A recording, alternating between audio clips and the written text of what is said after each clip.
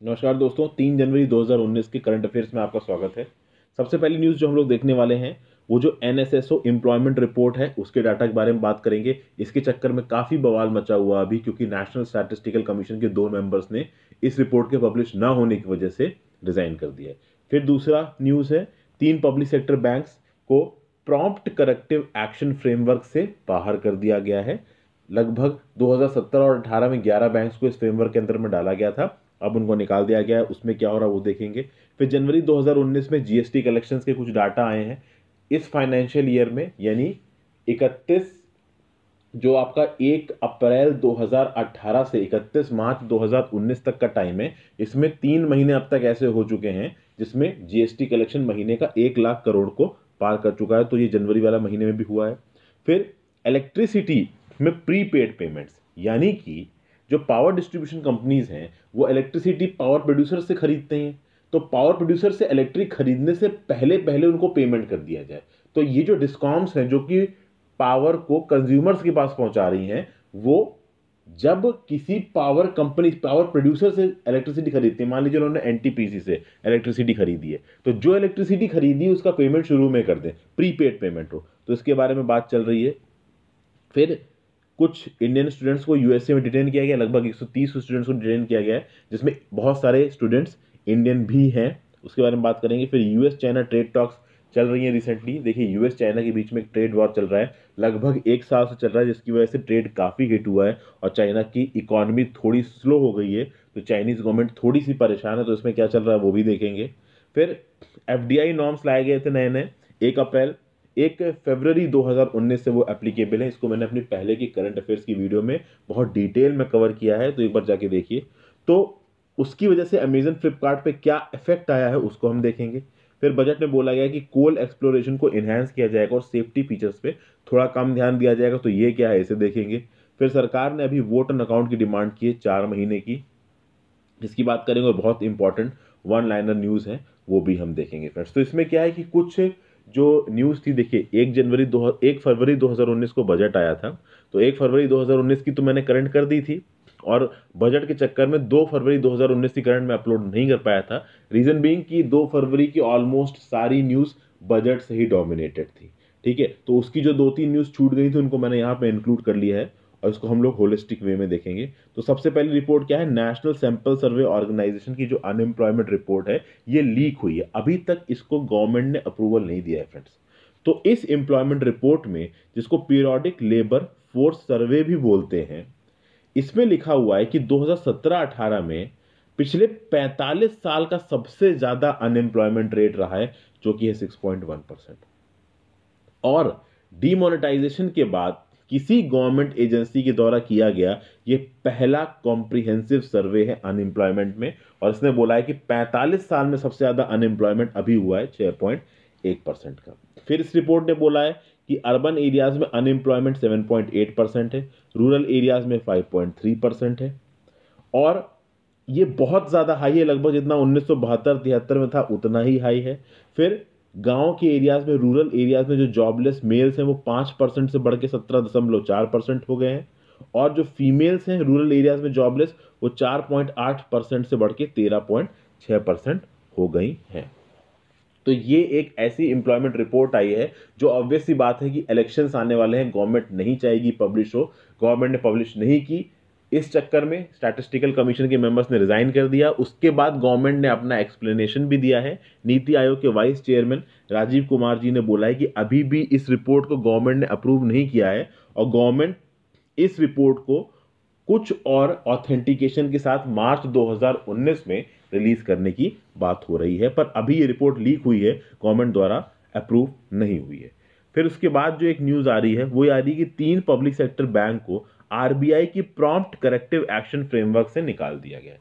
अब prompt corrective action framework क्या होता है कि जैसे ही कोई बैंक बहुत ज्यादा एनपीएस मान लीजिए उसमें होने लगते हैं, या उसका कैपिटल एडिक्वेसी रेशियो खराब होने लगता है, तो उस केस में उस बैंक को RBI prompt corrective action framework में ले आएगी, यानी फिर उस बैंक के ऊपर बहुत सारे रिस्ट्रिक्शंस डाल देगी आरबीआई कि आप इससे ज़्यादा पैसा उधार पे नहीं घुमा सकते, इससे ज़्यादा डिपॉजिट्स नहीं ले सकते, तो कुछ इस तरीके की रिस्ट्रिक्शंस लगा देगी, क्वांटिटेटिव क्वालिटेटिव दोनों तरीके की रिस्ट्रिक्शंस लगा सकती है आरबीआई इस प्रॉम्प्ट करेक्टिव एक्शन फ्रेमवर्क के अंदर। तो 2017 और 2018 के टाइम पे लगभग 11 गवर्नमेंट ओन बैंक्स को इस प्रॉम्प्ट करेक्टिव एक्शन फ्रेमवर्क में डाला गया था, लेकिन अभी 3 पब्लिक सेक्टर बैंक को इसमें से निकाल लिया गया है। कौन कौन सी बैंक इस प्रॉम्प्ट करेक्टिव एक्शन से निकल गई है? बैंक ऑफ इंडिया निकल गई है, बैंक ऑफ महाराष्ट्र निकल गई है और ओरिएंटल बैंक ऑफ कॉमर्स निकल गई है। अब सवाल ये आता है कि ऐसा क्या हुआ कि ये निकल गई? पहली बात तो देखिए, इस प्रॉम्प्ट करेक्टिव एक्शन में डालने की वजह से गवर्नमेंट और आरबीआई के बीच में काफी टसल चल रही है।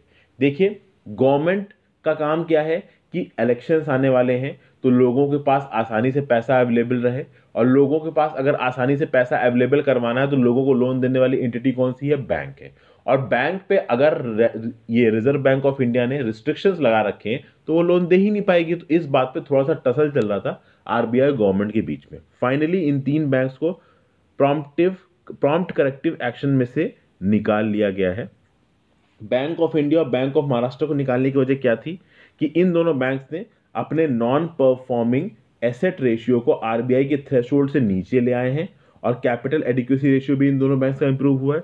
तीसरा, ओरिएंटल बैंक ऑफ कॉमर्स का जो बैड लोन रेशियो है, जो एनपीए रेशियो है, वो अभी भी आरबीआई के थ्रेशोल्ड से ऊपर है दिसंबर 2018 का, लेकिन फिर भी गवर्नमेंट ने इस पे काफी पैसा इन्फ्यूज किया है इस रेशियो को अंदर लाने के लिए। तो इसलिए ओरिएंटल बैंक ऑफ कॉमर्स को भी इस प्रॉम्प्ट करेक्टिव एक्शन के फ्रेमवर्क से बाहर निकाल लिया गया है। अब बात यहाँ पे ये है फ्रेंड्स कि अगर गवर्नमेंट कैपिटल इन्फ्यूजन कर रही है इन बैंक्स में, तो गवर्नमेंट के पास खुद का पैसा नहीं है, गवर्नमेंट टैक्स पेयर के पैसे से ही वहां पे कैपिटल इन्फ्यूजन कर रही है। तो इनके नॉन परफॉर्मिंग एसेट्स अभी भी खराब है ओरिएंटल बैंक ऑफ कॉमर्स के, फिर भी इसको प्रॉम्प्ट करेक्टिव एक्शन में से निकाल लिया गया है, क्योंकि गवर्नमेंट चाहती है कि इस समय पे खूब सारा खर्चा हो, खूब सारा पैसा मार्केट में जाए, क्योंकि ऑब्वियसली इलेक्शंस आ रहे हैं। आगे देखते हैं जीएसटी कलेक्शन। जैसा कि मैंने आपको बताया कि जीएसटी रेवेन्यू जो कि जनवरी 2019 में जमा किया गया है वो है 1,02,503 करोड़, जिसमें सीजीएसटी आपका 17,763 करोड़ है, एसजीएसटी आपका 24,826 करोड़ है, आईजीएसटी आपका 51,225 करोड़ है। इस आईजीएसटी वाले कंपोनेंट में 24,065 करोड़ इंपोर्ट से आया है। अब ये 24,065 करोड़ इंपोर्ट से कैसे आया है? देखिए, जब भी कोई सामान इंडिया में इंपोर्ट होता है फ्रेंड्स, तो उसके ऊपर कस्टम ड्यूटी लगती है और उसके ऊपर आईजीएसटी भी लगता है, ठीक है, जीएसटी भी लगता है उसके ऊपर। तो जब भी आप इंपोर्ट की बिल ऑफ एंट्री उठा के देखोगे ना, तो उसमें कस्टम ड्यूटी भी लिखी होगी, उसमें जीएसटी भी लिखा होगा और उसमें सेस भी लिखा होगा। तो उस सेस के थ्रू लगभग कितना पैसा आया है? 902 करोड़। और टोटल सेस से कितना पैसा आया है? 8,690 करोड़। तो अब देखिए, इस चीज को इतना उठाया क्यों जा रहा है? अगर आप इस ब्लू लाइन को देखें तो ये जो ब्लू लाइन है आपकी, ये दिखा रही है कि 2018-19 फाइनेंशियल ईयर में मंथ वाइज कितना जीएसटी कलेक्ट हुआ है। तो अप्रैल के महीने में 1 लाख करोड़ से ज्यादा था, फिर आपका अक्टूबर के महीने में 1 लाख करोड़ से ज्यादा हुआ है, और अब जनवरी के महीने में 1 लाख करोड़ से ज्यादा हुआ क्या था कि फ्रेंड्स, अक्टूबर के महीने में 1 लाख करोड़ से ज्यादा था, फिर ये घट के नवंबर में 97,000 करोड़ पे लगभग आ गया था, फिर ये दिसंबर में 94,000 करोड़ के लगभग आ गया था। तो 2 महीने लगातार ये कलेक्शन गिर गया था, इसलिए थोड़ा सा जो ब्यूरोक्रेट्स थे और जो टैक्स एडमिनिस्ट्रेटर थे और जो पॉलिटिशियंस थे वो टेंशन में आ गए थे कि जीएसटी की रेवेन्यू गिर क्यों रहे हैं, लेकिन वो फिर से बाउंस बैक किया है और 1 लाख करोड़ के ऊपर चला गया है। तो ये न्यूज़ थोड़ी सी चर्चा में है। फिर आगे इलेक्ट्रिसिटी को लेके एक प्रीपेड पेमेंट की बात हो रही है। तो अभी भी गवर्नमेंट ने क्या किया है फ्रेंड्स, गवर्नमेंट ने एक कमेटी बनाई है सेंट्रल इलेक्ट्रिसिटी अथॉरिटी के अंदर, और इस कमेटी का काम क्या होगा कि ऐसे ऑप्शंस को एक्सप्लोर किया जाए जिससे जब भी कोई स्टेट इलेक्ट्रिसिटी डिस्ट्रीब्यूशन कंपनी किसी पावर प्लांट से अगर इलेक्ट्रिसिटी खरीदती है, जैसे फॉर एग्जांपल अगर हम Uttar Pradesh power corporation limited की बात करें, अब मान लीजिए Uttar Pradesh power corporation limited NTPC से पावर खरीद रही है, तो एनटीपीसी से पावर खरीद रही है और खरीद कौन रहा है? Uttar Pradesh power corporation limited. तो Uttar Pradesh power corporation limited इस पावर का पैसा पे करेगी एनटीपीसी को। Uttar Pradesh power corporation limited के पास पैसा कैसे आएगा? वो इसी इलेक्ट्रिसिटी को लोगों की बेचेगी और उनसे बिल लेगी। लेकिन बिल लेना यूपी में एक बड़ी प्रॉब्लम है, बहुत सारी बिल की चोरी हो गई। अब तो खैर बहुत सारे इलेक्ट्रॉनिक मीटर लग गए हैं, काफी हद तक सर्वेलेंस हो गया है, तो चोरी कम हो गई है। लेकिन पहले तो धुआंधार चोरी होती थी, खुलेआम लोग कटिया मार के इलेक्ट्रिसिटी चलाते थे, कोई बिल नहीं भरते थे, घन दिन भर एसी चलता था। आज भी ऐसा कुछ जगहों पे हो रहा है, बट कम हो गया है, धीरे धीरे इंप्रूवमेंट हो रहा है, और ऐसा नहीं होना चाहिए। तो क्या है कि इन सब चीजों की वजह से फिर ट्रांसमिशन लॉसेस बहुत ज्यादा थे, ठीक है, इंफ्रास्ट्रक्चर ना होने की वजह से। तो इसलिए भी ये Uttar Pradesh power corporation limited और जो दूसरी स्टेट डिस्ट्रीब्यूशन कंपनीज हैं पावर वाली, वो आपकी लॉस में जा रही थी, घाटे में जा रही थी, तो उनके पास पैसा था नहीं। तो ये लोग क्या करते थे कि जो पावर प्रोड्यूसर्स है जैसे एनटीपीसी वगैरह हो गए, इनसे पावर ले तो लेते थे पर इनको पैसा नहीं देते थे।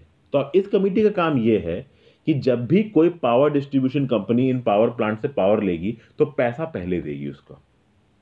तो इस चीज पे कुछ रिकमेंडेशंस देने के लिए कमेटी बनाई गई है। तो इस कमेटी में कौन कौन होगा? तमिलनाडु और महाराष्ट्र की जो डिस्ट्रीब्यूशन कंपनीज है ना स्टेट की, उसके चेयरमैन होंगे। फिर यूनियन पावर मिनिस्ट्री के रिप्रेजेंटेटिव्स होंगे, पावर एसोसिएशंस के रिप्रेजेंटेटिव्स होंगे, और वो ये देखेंगे कि जो डिलेड पेमेंट्स हो रही हैं जो पावर डिस्ट्रीब्यूशन कंपनीज जिससे पावर खरीद रही है उसको देर में पैसा दे रही हैं या पैसा दे ही नहीं रही हैं, तो इस चीज़ को प्रॉब्लम को किस तरीके से एफिशिएंटली और सस्टेनेबली रिजॉल्व किया जाए। और पावर जनरेटर्स को एडवांस में पैसा ना मिलने की वजह से लगभग 30,000 का डेप्ट उनके ऊपर आ गया है।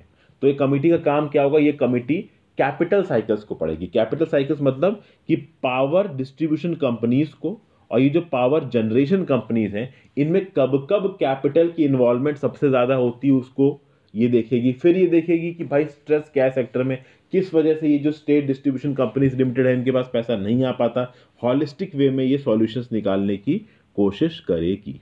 ठीक है, तो ये सारी चीजें इसमें अच्छी अच्छी कही जा रही हैं। इससे रिलेटेड कुछ दिन पहले एक चीज और हुई थी कि कैबिनेट सेक्रेटरी हैं पीके सिन्हा जी, इनकी अध्यक्षता में, इनकी लीडरशिप में एक हाई पावर्ड कमेटी बनाई गई थी। उस हाई पावर्ड कमेटी ने अपना सजेशन दिया कि जो फाइनेंशियल इंस्टीट्यूशंस है ना पावर के फील्ड में, जैसे पावर फाइनेंस कॉर्पोरेशन, जैसे आरईसी रूरल इलेक्ट्रिफिकेशन कॉर्पोरेशन, तो इनके पास ये पावर है कि ये पैसा दे सकते हैं पावर सेक्टर में कुछ अच्छा करने के लिए।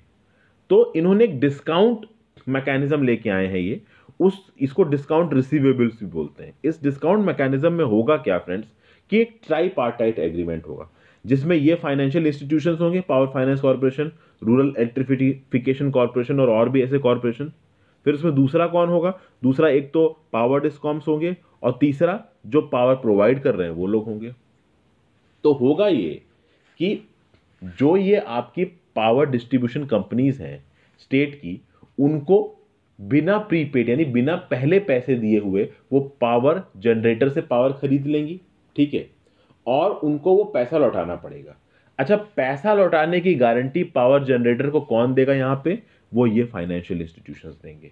और मान लीजिए ये स्टेट पावर डिस्ट्रीब्यूशन कंपनीज अगर ये पैसा नहीं लौट पाती है तो फिर ये फाइनेंशियल इंस्टीट्यूशन सीधे आरबीआई के पास जाएंगे और रिजर्व बैंक ऑफ इंडिया से कहेंगे कि ये जो अकाउंट है ना स्टेट गवर्नमेंट का आपके पास, उसमें से आप ये पैसा वसूलिए, और फिर वहां से पैसा वसूल के उस फंडिंग एजेंसी को दे दिया जाएगा।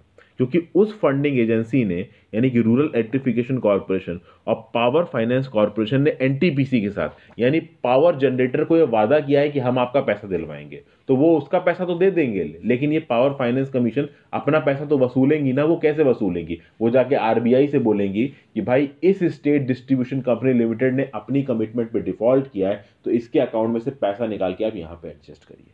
तो इस तरीके का अरेंजमेंट की बात की है पीके सिन्हा जी ने, जो कि कैबिनेट सेक्रेटरी हैं। इस पे बहुत सारे मिनिस्टर्स बहस कर रहे हैं, ठीक है ना, कैबिनेट कमिटीज में इस पे बहस हो रही है। अब ये चीज इंप्लीमेंट होगी नहीं होगी ये तो बस समय ही बताएगा। ठीक है, फिर आगे देखते हैं फ्रेंड्स कि यूएसए में लगभग 130 फॉरेन स्टूडेंट्स को अरेस्ट कर लिया गया है। और उनको अरेस्ट इसलिए किया गया है क्योंकि ये बोला गया है कि इन 130 फॉरेन स्टूडेंट्स ने एक फेक यूनिवर्सिटी में दाखिला लिया, और इस फेक यूनिवर्सिटी में दाखिला लेने की वजह ये थी कि वो यूएस को छोड़ना नहीं चाहते थे, वो यूएस में ही रहना चाहते थे। कहा जा रहा है कि इस 130 स्टूडेंट्स में बहुत सारे इंडियंस भी हैं।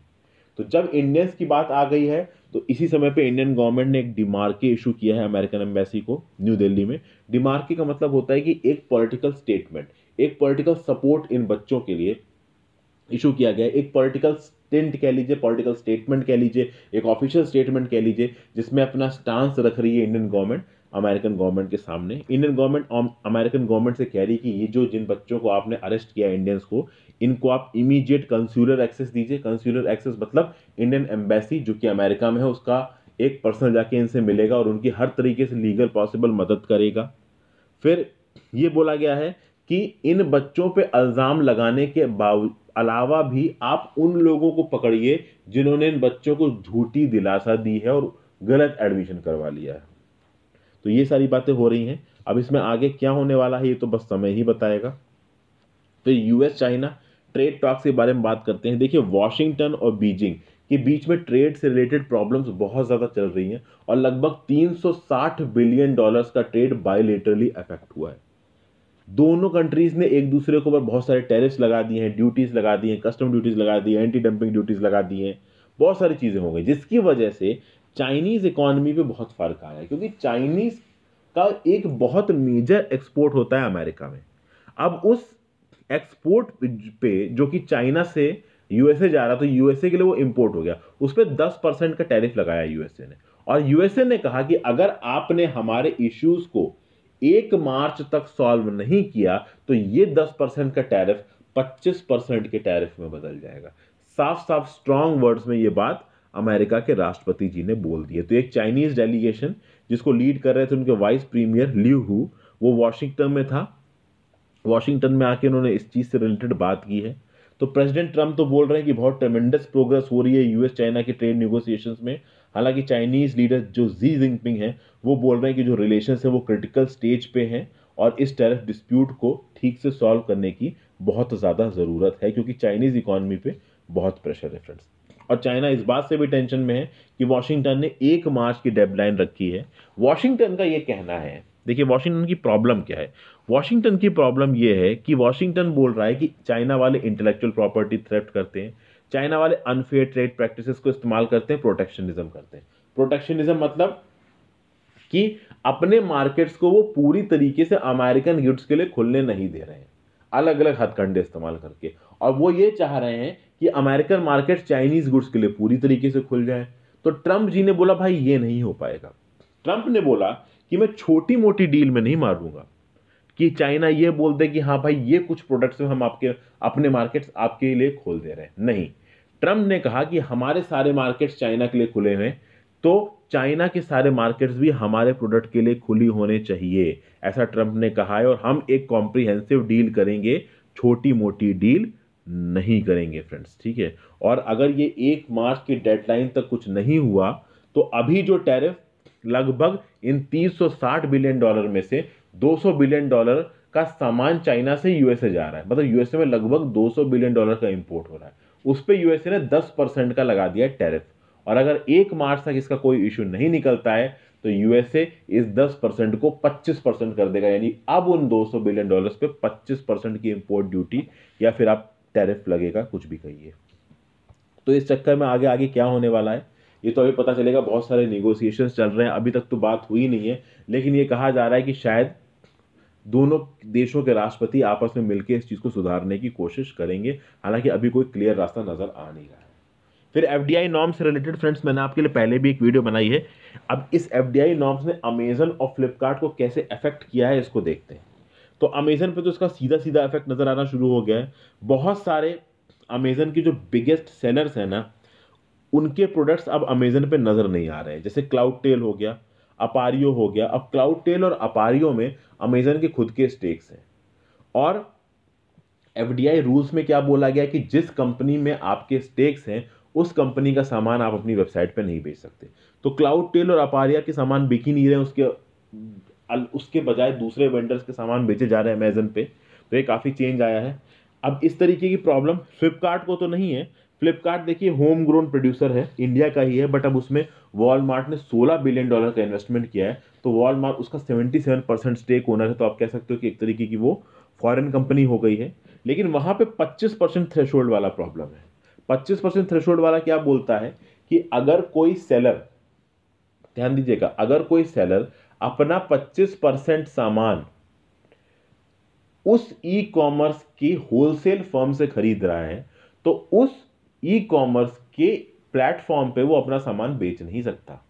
ठीक है, तो यहां पे फ्लिपकार्ट में यही प्रॉब्लम हो रही है कि जो इनके वो मेन एंकर सेलर्स हैं जो कि फ्लिपकार्ट की होलसेल आर्म से अपना 25% सामान ले रहे हैं, वो अपने सामान को इनके प्लेटफॉर्म पे बेच नहीं सकते। हालांकि इस बात को पता कर पाना मुश्किल हो पा रहा है कि भाई अब 25% एग्जैक्टली पता कैसे करोगे कि कोई एक सेलर ले रहा है।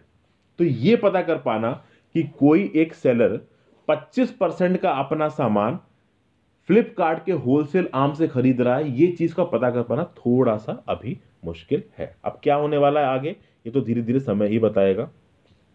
कोल एक्सप्लोरेशन को बढ़ाने की बात हो रही है, ठीक है। तो इंडियन गवर्नमेंट ने बोला है कि भाई कोल और लिग्नाइट के एक्सप्लोरेशन पे 20% का एक्सपेंडिचर हम ज्यादा करेंगे, और जो कोल माइन सेफ्टी और कंजर्वेशन के लिए जो हमने पैसा अलॉट किया गया था कंजर्वेशन सेफ्टी और रिलेटेड इंफ्रास्ट्रक्चर के लिए, उसको 33% से घटा दिया गया इस बजट में। तो इस बजट में कोल के एक्सप्लोरेशन के लिए जो अमाउंट फिक्स किया गया वो 20% से बढ़ाया गया है, और सेफ्टी से रिलेटेड जो अमाउंट फिक्स था उसको 33% से घटाया गया है। अब बात यह है कि ऐसा इंडिया ने क्यों किया है। देखिए, इंडिया दुनिया के one of the largest consumers of coal है, और बहुत ज्यादा कोल इंडिया में इंपोर्ट हो रहा है। तो इंडिया में कोल के इंपोर्ट होने की वजह से उसका इंपोर्ट बिल बहुत बढ़ रहा है, जिसकी वजह से उसकी जो ट्रेड डेफिसिट है ना वो बहुत नेगेटिव में जा रही है। कोल उसका एक बहुत मेजर पोर्शन है। तो इंडियन गवर्नमेंट ने सोचा है कि इस प्रॉब्लम को सॉल्व करने के लिए हमें अपना कोल का डोमेस्टिक प्रोडक्शन बढ़ाना चाहिए। उस डोमेस्टिक प्रोडक्शन को बढ़ाने के लिए हमको माइंस ढूंढनी पड़ेंगी, माइंस का एक्सप्लोरेशन करना पड़ेगा। तो बेस्ट तरीका क्या है कि आप एक्सप्लोरेशन में ज्यादा पैसा स्पेंड करो, ये बात बोली गई है। फिर इस बात पे भी बात कही गई है कि इतने सारे माइन एक्सीडेंट्स हो रहे हैं, अभी रैट होल माइनिंग वाला केस हुआ है नॉर्थ ईस्ट में, ठीक है। तो जब माइन की सेफ्टी इंडिया में वन ऑफ द लोएस्ट पूरी दुनिया में, तो सेफ्टी बजट कम नहीं होना चाहिए। तो इस पे गवर्नमेंट ने अपना लॉजिक दिया है कि जो कोल कंपनीज होती हैं उनके खुद के सेफ्टी बजट्स होते हैं। अब अगर आप कोल के एक्सप्लोरेशन की बात करेंगे तो इंडिया में कोल इंडिया लिमिटेड के पास कोल के एक्सप्लोरेशन में एक तरीके की मोनोपोली है। कोल इंडिया लिमिटेड के पास 80% है इंडिया का कोल। इंडिया का 80% कोल इंडिया लिमिटेड ही पैदा कर रही है, और कोल इंडिया लिमिटेड ने 8.6 बिलियन रुपीस सेफ्टी के लिए अलॉट किए थे 2018-19 फाइनेंशियल ईयर में। 2017-18 में 8 बिलियन रुपीस अलॉट किए थे। अब 2019-20 में कोल इंडिया लिमिटेड सेफ्टी के लिए कितने रुपीस अलॉट करेगी ये अभी पता नहीं है, लेकिन जितने भी रुपीस अलॉट करेगी माइनिंग के लिए ये सफिशिएंट नहीं है। सेफ्टी फीचर्स को कम करना एक वाइज डिसीजन नहीं बोला जा रहा है बहुत सारे एक्सपर्ट के साथ, लेकिन फिर भी गवर्नमेंट ने डिसीजन लिया, तो ये एक और न्यूज़ थी। फिर गवर्नमेंट ने वोट ऑन अकाउंट मांगा है 4 महीने का। अब आपको वोट ऑन अकाउंट क्या होता है फ्रेंड्स, जैसे कि मैं पहले भी इस पे एक वीडियो बता चुका हूं, एक मैंने कंसोलिडेटेड वीडियो बनाई थी जिसमें मैंने बताया था कि भाई interim budget vote on account में क्या फर्क होता है, कंप्लीट बजट और इंटरिम बजट में क्या फर्क होता है। हालांकि मैंने बताया था कि इंटरिम बजट में मेजर पॉलिसी प्रपोजल्स नहीं आते हैं, लेकिन इस बार के इंटरिम बजट में जबरदस्त तरीके से मेजर पॉलिसी प्रपोजल्स दिए हैं बीजेपी गवर्नमेंट ने, ठीक है। तो बजट वाली वीडियो जरूर देख लीजिए, वो आपको काफी हद तक मदद करेगी। तो इस बार वोट ऑन अकाउंट मांगा है सरकार ने 4 महीने का। क्यों मांगा है, क्योंकि जनरल इलेक्शंस ड्यू हैं अप्रैल से मई में, ठीक है।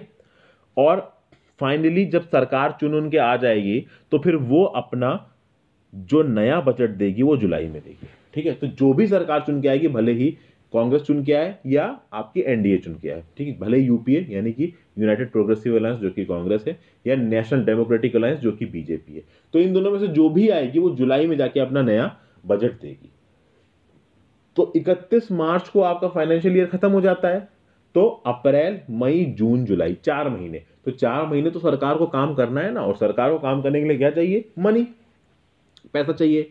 तो 4 महीने का पैसा वोट ऑन अकाउंट के जरिए इस गवर्नमेंट ने मांगा है, और कहा है कि जो एक्सपेंडिचर एक्सपेक्ट किया गया है इंटरिम बजट में 97.43 लाख करोड़ का, उसमें से वोट ऑन अकाउंट के अंदर आप हमको 34.17 लाख करोड़ दीजिए।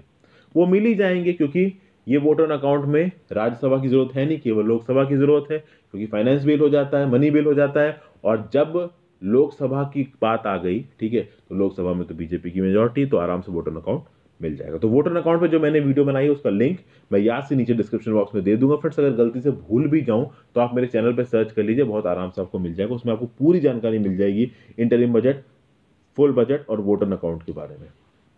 अब कुछ वन लाइनर न्यूज़ भी देख लेते हैं फ्रेंड्स। प्रधानमंत्री जी अभी रिसेंटली यानी कल 3 फरवरी को ये जाने वाले हैं आपका जम्मू एंड कश्मीर, और जम्मू एंड कश्मीर में कुछ बहुत सारी चीज़ें करेंगे, जैसे कि फाउंडेशन स्टोन ले करेंगे ये एम्स विजयपुर का, एम्स अवंतीपुरा का, ठीक है।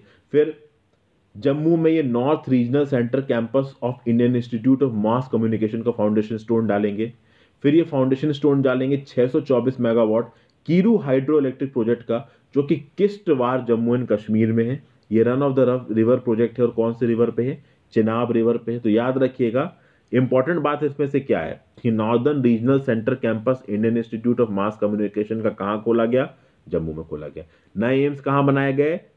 तो विजयपुर अवंतीपुरा में। फिर ये कीरू हाइड्रो इलेक्ट्रिक प्रोजेक्ट है किश्तवाड़ जम्मू एंड कश्मीर में, कौन सी नदी पे है? तो चिनाब नदी पे है। तो ये इंपॉर्टेंट चीजें, कितने मेगावाट का है? तो भाई 624 मेगावाट का है।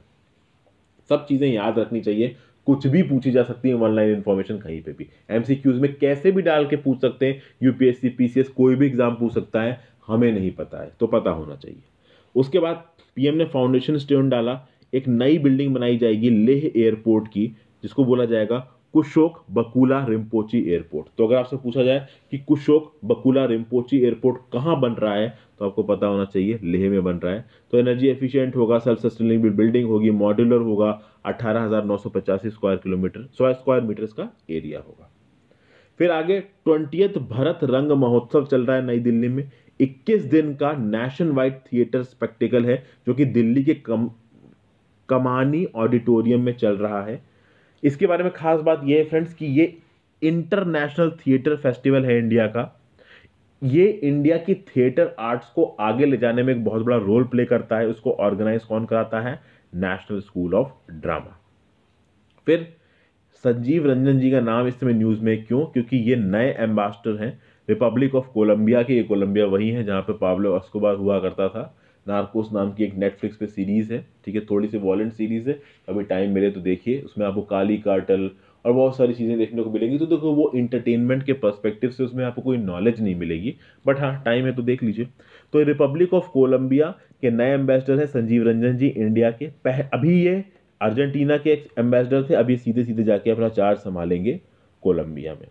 फिर नए सीबीआई डायरेक्टर को चुन लिया है appointment committee of the cabinet ने।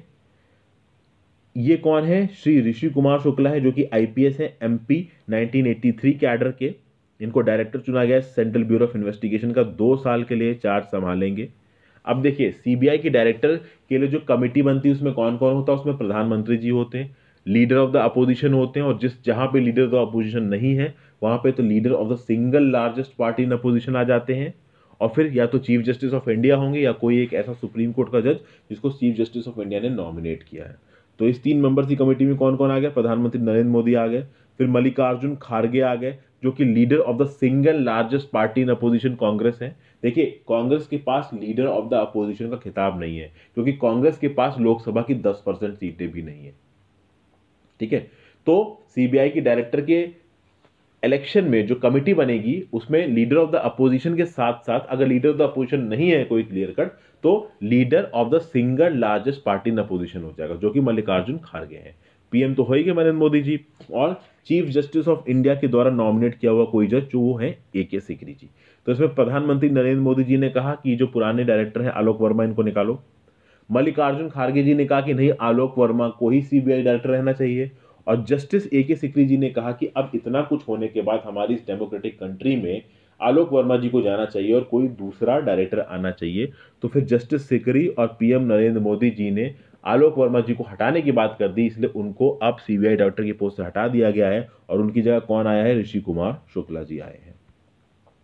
उसके आगे फ्रेंड्स वर्ल्ड वेटलैंड डे मनाया गया 2 फरवरी को। इसका काम क्या है कि वैल्यू ऑफ वेटलैंड्स के बेसिस पे वेटलैंड्स की हमारे डेली लाइफ में क्या वैल्यू, क्या उसकी मेडिसिनल इंपॉर्टेंस है, क्या उसकी एनवायरमेंटल इंपॉर्टेंस है, क्या उसकी फूड इंपॉर्टेंस है, कितना सारा राइस और दूसरे तरीके वेजिटेबल्स इन वेटलैंड्स में उगाए जाते हैं, तो इनकी इतनी इंपॉर्टेंट है। तो ग्लोबल अवेयरनेस होनी चाहिए, लोगों को पता होना चाहिए कि वेटलैंड्स हमारी लाइफ में क्या रोल प्ले करते हैं। तो इसके लिए 2 फरवरी वर्ल्ड वेटलैंड डे मनाया जाता है। इसका जो थीम है वो है वेटलैंड एंड क्लाइमेट चेंज, ठीक है। उसके बाद INS द्रोणाचार्य ने रेगाटा ट्रॉफी जीती है कोची एरिया पुलिंग रेगाटा 2019 में। तो ये जो रेगाटा ट्रॉफी है कोची एरिया पुलिंग रेगाटा 2019, ये साउदर्न नेवल कमांड की एक एक्सरसाइज है, ठीक है।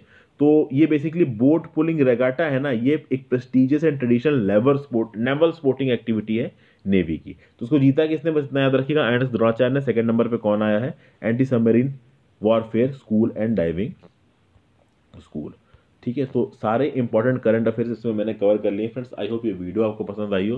पसंद आई हो तो वीडियो को लाइक कर दीजिएगा, चैनल को सब्सक्राइब कर लीजिएगा, कमेंट करके बताएं कैसी लगी, और जितना हो सके अपने दोस्तों के साथ इन वीडियोस को शेयर करें फ्रेंड्स। और प्लीज़ ठीक से देखें इन वीडियोस को, अपने दोस्तों के साथ शेयर जरूर करिए, क्योंकि काफ़ी मेहनत लग रही है इस तरीके की वीडियोस को बनाने में। So thank you for watching this video friends, have a great day, good bye.